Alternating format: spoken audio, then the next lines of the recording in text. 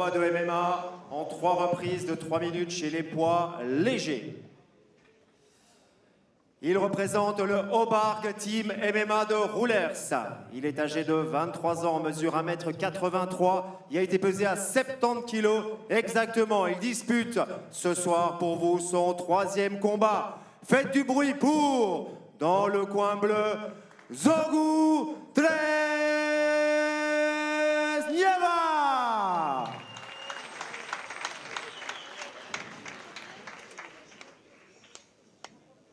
Il exerce son art au Red Kings de Bruxelles. Il est âgé de 26 ans, mesure 1m75, qui a été pesé à 70 kg et 400 grammes. Il possède à son palmarès 5 combats en 8 victoires. Voici, ladies and gentlemen, dans le coin rouge, Arthur De Reyck.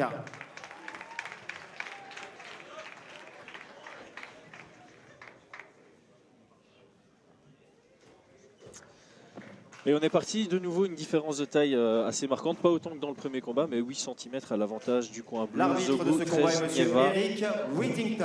Arthur De Reyck maintenant, qui était juste avant à l'écran. Et c'est parti, on va garder les yeux ouverts parce que ça commence directement du côté de Zogou avec un direct. C'est lui qui met la pression. Arthur qui passe en gaucher. Et la souplesse de jambes de Arthur qui a déjà envoyé 2 high kicks, un avec le droit, un avec le gauche. Ouh, et ça a du répondant. Et Arthur qui vient lutter ici, c'était un peu télégraphé. Ouh, belle uppercut arrière pour Zogou. Zogou qui a une bonne boxe en ligne. Oui, exactement. Il enchaîne bien le gauche-droite, crochet. Très très belle combinaison en anglaise et je le dis au pluriel pour Zogou. Et là, magnifique amené au sol. Airplane, Arthur qui amène ça au sol. Et je pense que c'était dans son intérêt. Il avait du répondant debout, mais là Zogou était vraiment en train de dérouler son jeu. C'est dont on parlait profiter pour de le son combat allonge. précédent, justement. Ici, voilà. Il s'est senti ne serait-ce qu'un tout petit peu en danger. Il a tout de suite été chercher l'opportunité d'amener au sol. Alors maintenant, il va devoir contrôler parce qu'on a quand même un Zogou qui a ses jambes contre la cage et qui va pouvoir renverser. Non, maintenant, Arthur a séparé, s'est éloigné de la cage. Une bonne side control. Très très bonne. On va pouvoir essayer de tenter le smash pass. Non. Il se dirige plus au nord. Pour, à mon avis, transiter tout doucement vers la monte. Arthur qui prend son temps et qui a bien raison. Il est dans une bonne position, il domine. Il va évoluer à son aise. Tout à fait. On le voit prendre centimètre par centimètre au niveau du croisement de jambes. Et on a Arthur, on le voit, il essaie de travailler déjà le arm triangle, même si son corps est du mauvais côté, il pourrait transiter après. Maintenant, ça lui permet de prendre la monte. Effectivement. Et le bras gauche de Zogou est pris entre les jambes en plus. Donc, Arthur pourrait créer de la distance pour frapper. Je pense qu'il préfère contrôler, il lui reste 1 minute. T'as pas encore vu de ground and Maintenant, pound, on est au malgré... premier round et l'énergie est encore là. Donc le ground and pound pourrait être dévastateur si Arthur l'enclenche. Tout à fait. Mais ça, il doit créer un petit peu d'espace d'abord. Hein. Il est encore trop collé. Attention le renversement. Ah bah, beau renversement par Zogou Treznieva et ça se retrouve debout. Toujours Zogou, la pression. Zogou qui n'a pas voulu rester au sol. Il était en position dominante au sol et malgré tout, il a laissé Arthur se relever. Ouais, je pense que Zogou très à l'aise évidemment debout dans le début de ce combat. Et là, il encaisse un low kick, il le remet.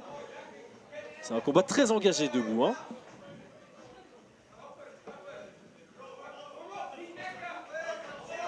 Ah, la droite. Ouais. Les deux se sont touchés dans cet échange. Et bel overhead pour Arthur qui envoie un kick derrière. Et une pluie de coups s'ensuit. Il était sur les talons là. 10 secondes restantes. Oh, et par contre Arthur qui prend un crochet en échange maintenant. C'est beau fin round. de premier round. Ouais, magnifique. Ça c'est le plus beau round de la soirée. Les deux nous livrent une très très belle performance. Les deux se sont très très bien touchés. La grosse différence dans ce premier round, c'est vraiment la lutte et le sol. Je pense que Arthur va devoir capitaliser. On a quand même eu un demi-down, oui. l'air de rien. Donc je pense que Arthur a quand même bien marqué le round ici, malgré que Zogou ait fait une très très bonne entame de combat. Ouais. Il s'est fait amener au sol. Le grappling a été beaucoup plus efficace de la part de Arthur.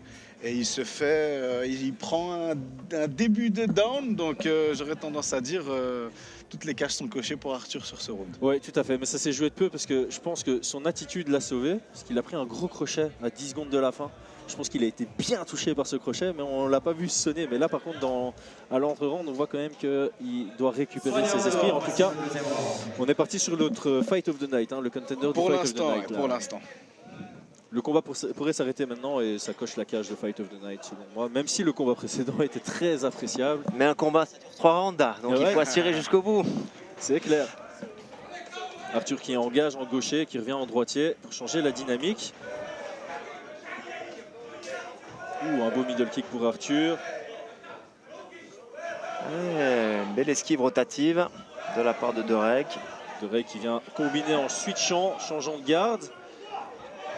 Et Derek qui a l'air beaucoup plus en confiance que sur le premier round, évidemment. Ouais, même dans la boxe anglaise, on a l'impression qu'il a pris un petit peu le dessus. Ouais, il fallait qu'il en encaisse une grosse pour... Attention à cette boxe en ligne malgré tout. Hein. Oui, tout à fait. Là, clairement, on sait que de part et d'autre, on doit être lucide à chaque seconde parce qu'une demi-erreur, ça coûterait la victoire. Hein. Les deux sont capables d'éteindre l'autre avec ses poings ou avec ses jambes. Il a compris qu'il devait plus bouger la tête de Derek et passer justement en dessous des coups de l'adversaire pour pouvoir lancer des crochets derrière.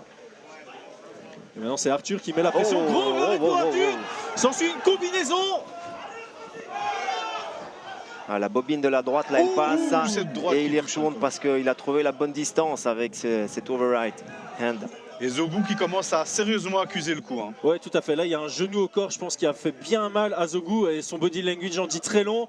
Arthur qui vient mettre la pression. Overhand, on vient chercher le body lock. Et Arthur qui va amener ça au sol, tenter en tout cas. Attention à ne pas se laisser endormir. Zogu récupère malgré tout là.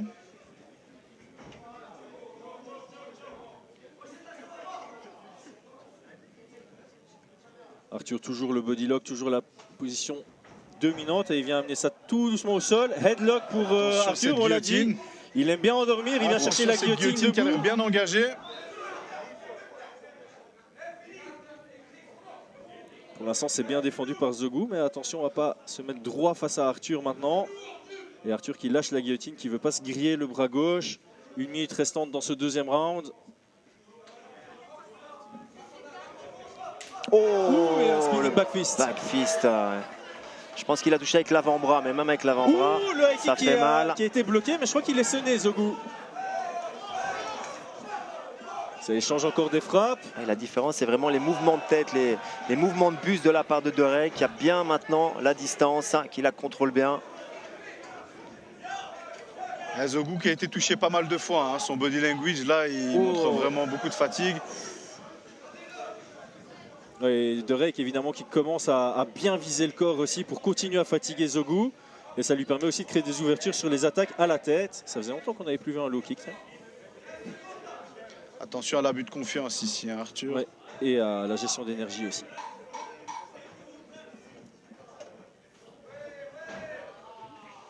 Et Arthur qui vient combiner un bel uppercut. Waouh! Ouais, ok. Là, le combat qui va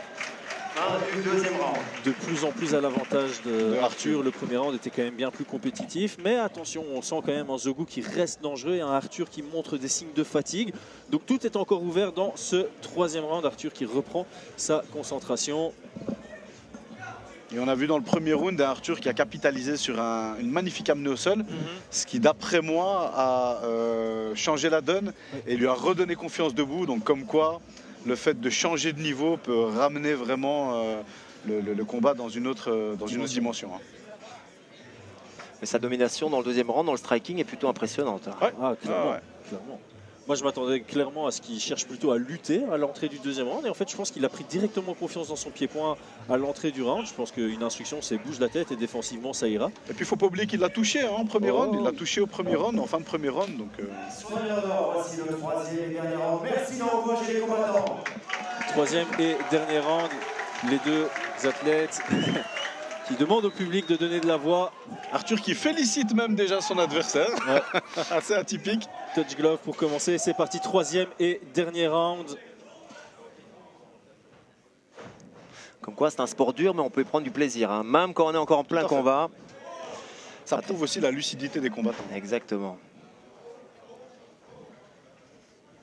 Zogou qui avait commencé ce round en mettant la pression et qui commence maintenant à reculer sur la présence d'Arthur, qui envoie un low kick. Et belle amenée au sol pour Arthur. Intelligence de combat. Clairement, intelligence de combat. Il vient travailler ici le arm triangle, mais il est du mauvais côté. Et belle réactivité défensive du côté de Zogou. Encore une bonne position de contrôle.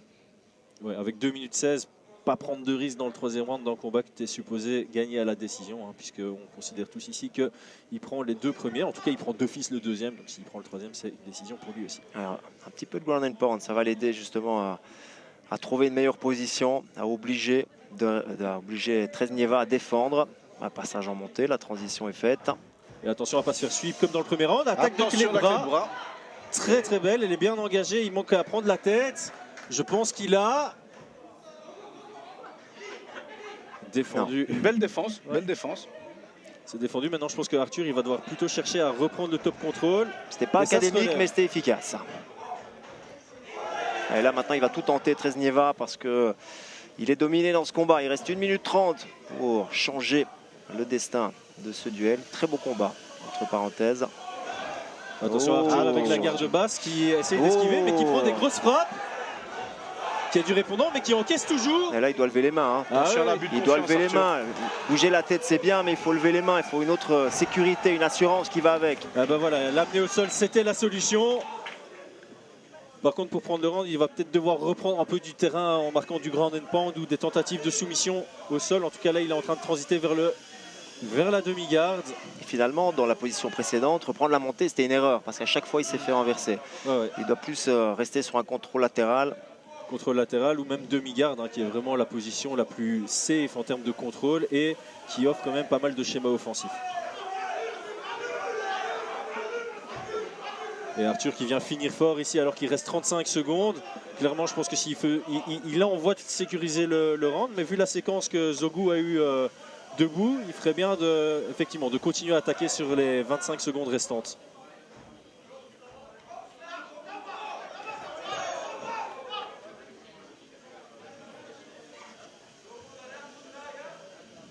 Et Arthur qui vient de nouveau prendre une position très intéressante debout à 10 secondes de la fin. Il va essayer de délivrer quelques frappes pour finir très très fort ce round. Et je pense que de nouveau, on se retrouve dans un schéma. Ici, c'est un combat très compétitif. Mais Arthur a trouvé son chemin vers la victoire à la décision. Très belle guerre. Magnifique combat que Arthur et Zogou nous ont livré ce soir. Très belle guerre.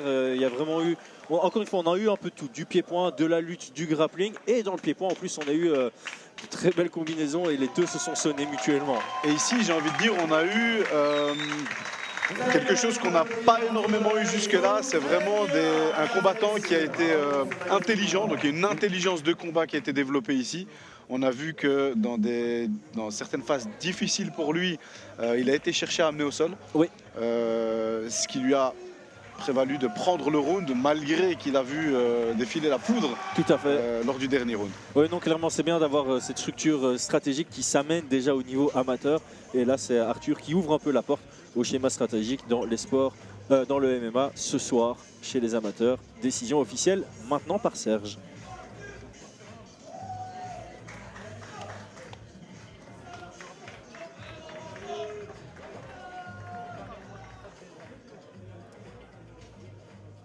La décision, mesdames et messieurs, au terme de ce superbe combat en 3 reprises de 3 minutes est déclaré vainqueur au point par décision unanime dans le coin rouge, Arthur de Reyck. Une victoire pour Arthur de Reyck à la décision unanime aux yeux des juges. Eh ben, écoute, Voilà, Adil, comme quoi, on a espéré une belle découverte avec Zogou et c'est le cas. On a espéré un combat qui était jusqu'au bout et qui a souri à Arthur et on a eu tout ce qu'on voulait.